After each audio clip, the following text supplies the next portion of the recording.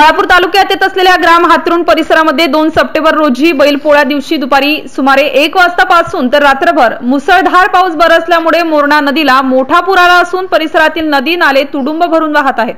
त्यामुळे नदी नाला काठावर असलेल्या शेतकऱ्यांच्या शेतातून पाणी वाहल्याने शेतकऱ्यांच्या खरीप पिकांचे अतोनात नुकसान झाल्याचा प्राथमिक अंदाज आहे। या पावसामुळे परिसरातील अनेक गावांचा संपर्क तुटला आहे। सदर पुराचे पाणी शेतकऱ्यांच्या शेत पिकातून गेल्याने पिकाचे नुकसान लक्षात घेता शेतकरी चिंतेत सापडला आहे। सततच्या पावसामुळे शेतकऱ्यांच्या सोयाबीन, कपाशी, तूर पिकाचे मोठे नुकसान झाले आहे। त्यामुळे शेतकऱ्यांना मोठ्या नुकसानीस सामोरे जाण्याची वेळ आल्याने शेतकरी चिंतेत सापडला आहे। सदर उत्पन्नातून लागवड खर्च निघणे कठीण झाल्याने रब्बी पिकाची पेरणीची चिंता तसेच घरगुती खर्च तसेच बँक पीक कर्ज या चिंतेने शेतकऱ्यांना अनेक समस्या मोठ्या त्रासदायक ठरत आहेत। प्रशासनाने वेळीच नुकसानग्रस्त शेतीचा सर्वे करावा व सरकारने ओला दुष्काळ जाहीर करून शेतकऱ्यांना सरसकट भरीव आर्थिक मदत द्यावी अशी तालुक्यातील हातरुण, मालवाडा, लोणागरा, बोरगाव, वैराळे, कारंजा, रमजानपूर या परिसरातील शेतकऱ्यांकडून मागणी होत आहे।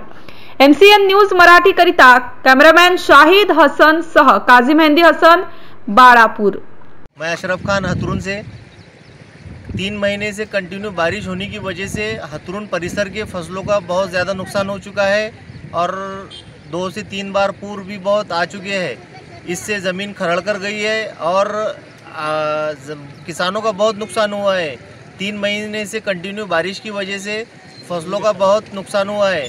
हम प्रशासन से गुहार लगाते हैं कि प्रशासन पंचनामे कर तत्काल मदद जाहिर करे, ऐसी हमारी प्रशासन से अपेक्षा है।